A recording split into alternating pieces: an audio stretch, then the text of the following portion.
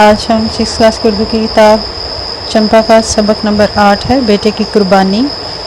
یہ ایک نظم ہے۔ اس کے شعر نمبر 1 تا 8 کے تشریح اور الفاظ معنی پڑھیں گے ہم۔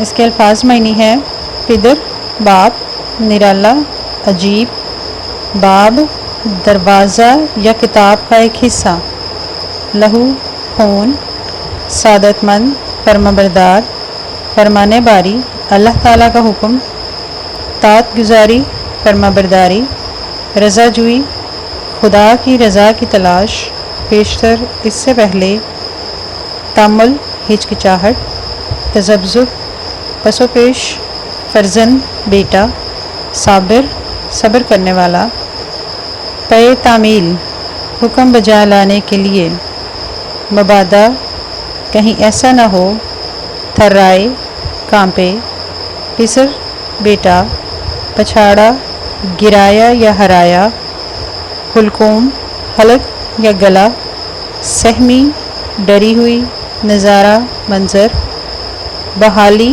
سکون یا اطمینان، مشیت مرضی، مقصود ارادہ یا مقصد، اثارہ جرت قربانی اور بہادری، خطاب وہ نام جو کسی خاص خدمت کی وجہ سے دیا جائے، ذبیح اللہ اللہ کی راہ میں قربان کیا گیا، حشاش بشاش خوش مزاج۔ اس نظم کا نام ہے بیٹے کی قربانی اور اس کے شاعر ہیں حفیظ جلندھری۔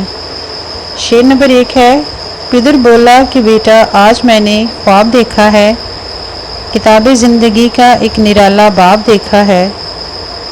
تشریح: یہ شعر حضرت ابراہیم علیہ السلام کے خواب کی طرف اشارہ کرتا ہے جس میں اللہ تعالیٰ نے آپ کو اپنے پیارے بیٹے حضرت اسماعیل علیہ السلام کو قربان کرنے کا حکم دیا تھا۔ حضرت ابراہیم علیہ السلام نے اس بات کو کتاب زندگی کا ایک نرالا باب کہا ہے کیونکہ یہ ایک انوکھا اور ناقابل فراموش واقعہ ہے۔ شعر نمبر 2: یہ دیکھا ہے کہ میں خود آپ تجھ کو ذبح کرتا ہوں، خدا کے حکم سے تیرے لہو میں ہاتھ بھرتا ہوں۔ تشریح: حضرت ابراہیم علیہ السلام نے خواب میں دیکھا کہ وہ اپنے پیارے بیٹے کو اپنے ہاتھوں سے ذبح کر رہے ہیں۔ یہ بہت مشکل امتحان تھا، ایمان کی سخت آزمائش تھی۔ شعر نمبر 3: سعادت مند بیٹا جھک گیا فرمانے باری پر، زمین و آسماں حیران تھے اس طاعت گزاری پر۔ تشریح: حضرت اسماعیل علیہ السلام ایک فرمانبردار بیٹے تھے، اس لیے وہ فوراً اللہ تعالیٰ کے حکم پر قربان ہونے کے لیے تیار ہو گئے۔ اس طاعت و فرمانبرداری کو دیکھ کر زمین و آسمان سب حیران تھے۔ شعر نمبر 4: رضا جوئی کی یہ صورت نظر آئی نہ تھی اب تک، یہ جرت بیشتر انسان نے دکھلائی نہ تھی اب تک۔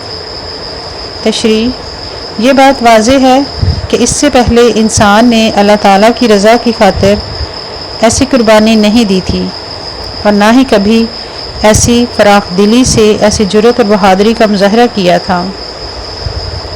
شعر نمبر 5: عجب بشاش تھے دونوں رضائے رب عزت پر، تامل یا تذبذب کچھ نہ تھا دونوں کی صورت پر۔ تشریح: حضرت ابراہیم علیہ السلام اور حضرت اسماعیل علیہ السلام دونوں خوش اور مطمئن تھے، دونوں کے چہرے پر کوئی ملال، خوف یا پریشانی نہیں تھی۔